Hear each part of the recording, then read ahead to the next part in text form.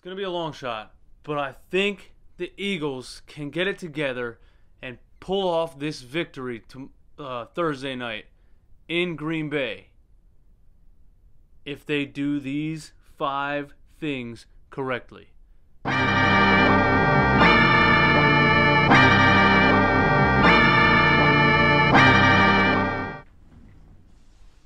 What is up, guys? My name is DJ Eastwood. This is Run It Back. And today, we're going to talk about the 5 things the Eagles need to do to go into Green Bay and get a victory on Thursday night. Now listen, it's not going to be easy. The way that they played the last 2 games, it doesn't even seem like it's possible. But if some kind of magic happened in practice these past 2 days, and they can improve these 5 things, they can steal a victory in Green Bay. Now listen, the Packers are 3-0. They're one of only 8 other undefeated teams, I believe. Aaron Rodgers isn't putting up crazy numbers, but he's still Aaron Rodgers. Don't get me wrong. He has like 650 yards, 4 touchdowns, no interceptions in 3 games. Isn't normal like Aaron Rodgers type of numbers, but he's still playing solid. The thing that's standing out in this Packers team is the defense. Now, their defense has been terrible the past couple years. Aaron Rodgers hasn't had like a great defense to back him up. Their defense is playing stout. I mean, what do they got? They've allowed a total of 35 points in 3 games, which is what, like 12 points a game? Less than that? Last year they gave up 25 points a game. So the defense is vastly improved. They have 193 tackles, 12 sacks, and 4 interceptions in 3 games. The Packers are favored by 4.5 points as far as betting, point spread, stuff like that. This is the first time this season the Eagles have not been favored to win a game. Probably has a lot to do with the way they played the last 2. But listen, the odds are against us. Green Bay's defense looks great. They have Aaron Rodgers. So we're going to need these 5 things to happen for us to win this game in Green Bay. Number 1, our offensive line has to get their heads out of their asses. Our offensive line needs to start playing like an NFL offensive line. Somehow, Pro Football Focus still has our offensive line ranked number 2 in the NFL, behind only the Dallas Cowboys. I still can't figure out why people are rating this offensive line so high. They are bad. They're bad. There's no run blocking at all. There's no holes up the middle. There's hardly any protection for Wentz. I mean, he's running for his life back there every single play. They got to get that together. Now, they're still ranking him number 2. Because we've had a couple injuries. We've had to play Vitae in a couple rotation roles. I don't know how Vitae is still an NFL lineman. I really don't. But maybe they're ranking him number 2, saying like when we're healthy, we're the second best offensive line in the league. But listen, basically, the offensive line needs to start playing the way that they're ranked in these rankings, because we're going to need to run. We're going to need to establish a run to have a shot at this game at all. And we're going to need some run blocking up front to establish a run. We're going to need to open up some holes for Jordan Howard, Miles Sanders, Darren Sproles, all those guys, to make something happen. And we're going to need our guys to have good pass protection to protect Wentz. Because like I said, this Packers defensive line has 12 sacks in 3 games. If Wentz gets sacked 4 times, this game's over. So we can't have that. We need this offensive line to snap out of it and start playing the way that they're ranked. I mean, number 2, the defensive line. The defensive line, which was regarded as one of the best in football for the past couple years. I mean, it was scary. We had 7 guys rotating. Nobody knew what to do. I mean, this defensive line has looked so bad so far this year. We're getting We're getting no pressure on quarterbacks whatsoever. And let me tell you something. If you don't pressure Aaron Rodgers, he's going to sit back there and pick you apart all day. The way their defensive line has looked the first 3 games, Aaron Rodgers is going to be back there freaking filing his nails, freaking cooking an egg on a pop-up fire pit stove or something. Like, he's going to be picking his wedgie, spinning in circles, dancing like a ballerina. He's going to be doing anything he wants if we can't get to him, and he's just going to be tossing dimes over the top. So we need this defensive line to step up, just like we need the offensive line to step up. The offensive line and the defensive line were the strengths of this team in the Super Bowl. We need it to come back. We're still second in the league in run defense. Okay, not many teams are getting anywhere on us. I think last week, Kerryon Johnson had like 36 rushing yards, and one of them was like a 20-yard run. So our run defense is still stout. Nobody's running against us. Our pass rush is ranked 31st in the NFL right now. We have 2 sacks in 3 games. We're not getting any pressure on anybody. Case Keenum lit us up for 380 yards. Who was the second week? Matt Ryan, of course, lit us up. Matt Stafford. I mean, we weren't getting pressure on anybody, and quarterbacks are just sitting back there picking us apart. We need to pressure the quarterback. We need our defensive line to get there and make things happen. Aaron Rodgers is going to eat us alive if our defensive line doesn't get to him. Number 3, play calling. Yes, I'm talking to you, Doug Peterson. Ever since our offensive coordinator, who was on the Super Bowl team, left, I have not been impressed with the play calling or the offensive schemes or anything offensively since he left. Maybe it was all him.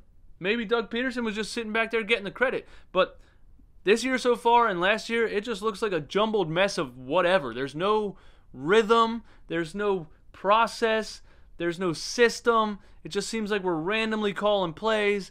It seems like we got to get our play calling together. Doug Peterson likes to take chances, okay? But he's got to chill out a little bit. He went for it on 4th and 8 on our own 20-yard line with like 2 minutes left in the game.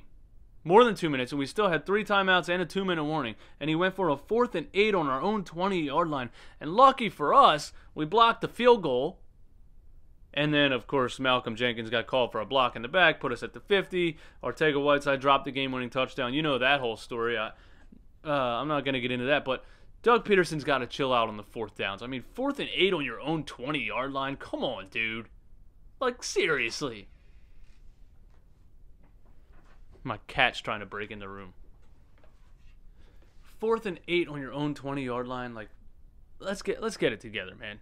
Also, when it comes to play calling, our running back rotations have not made sense for 3 weeks. We're going to need to figure something out here. I think everybody in the world is now in agreement that it should be Jordan Howard, Miles Sanders. Jordan Howard, Miles Sanders. There has to be a system.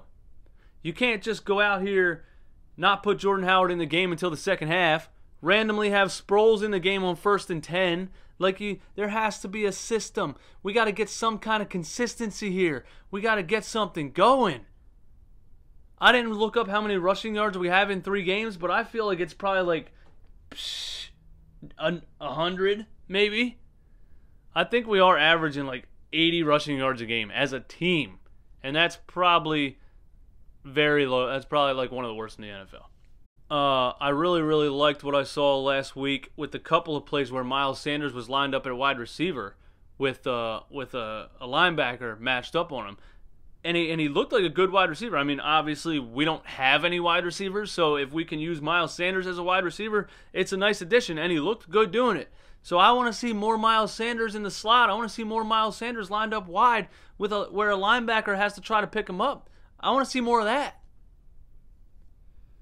What I don't want to see, as far as play calling, is these Carson Wentz RPOs, because we don't want Wentz to run the ball.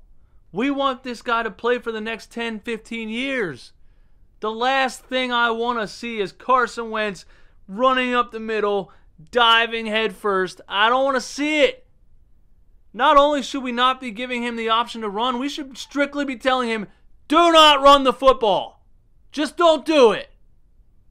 But he's going to do it anyway because he's Carson, man. He's Superman. You know what I mean? That's how he plays. He's not going to change the way that he plays. But we need to minimize Carson Wentz running and diving head first. I don't want to see it anymore. I really don't. Number 4. Our secondary. Our secondary has to play good. I mean, it's been so bad so far. Our secondary has been so bad. They gotta play good. They gotta play good. There's too much zone. There's too much space.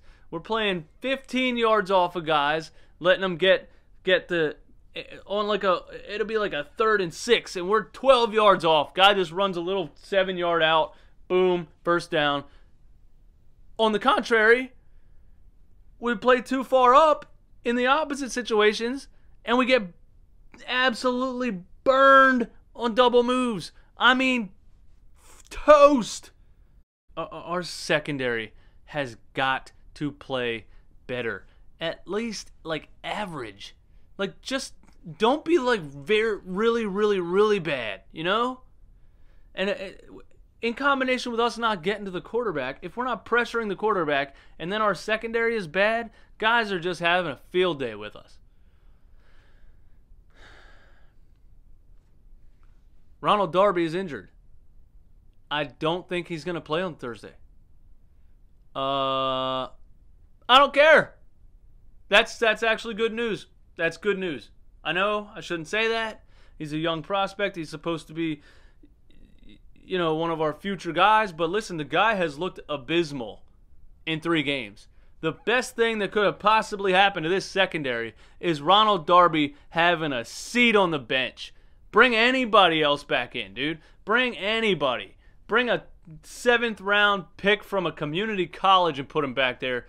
Ronald Darby hasn't done anything positive in 3 games. So Ronald Darby isn't playing. Maybe that'll give Jim Schwartz a chance to rotate something else, throw a guy in there that hasn't seen it yet, mess with his rotations, mess with his zones, something's got to change. And Ronald Darby being out could be the beginning of that. Jim Schwartz is going to have to do magic.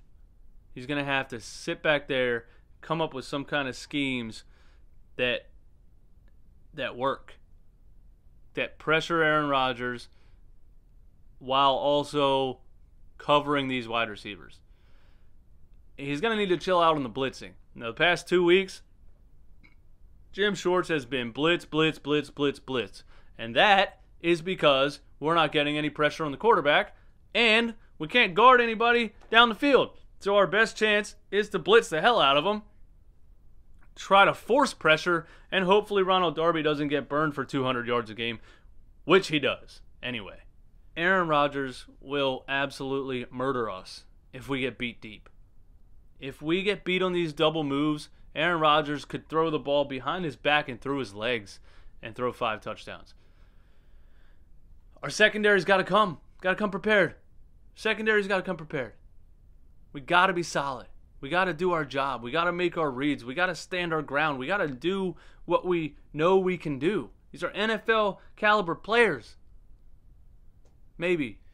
And the number 5 thing that we're going to have to do to beat the Green Bay Packers on Thursday Night Football is catch the ball! We're going to have to catch the ball. It's our only chance of doing anything. I mean, it's like one of the main things that happen in football, catching the ball. Carson Wentz is out there running for his life, putting his body on the line, doing everything he could possibly do, delivering the ball right there.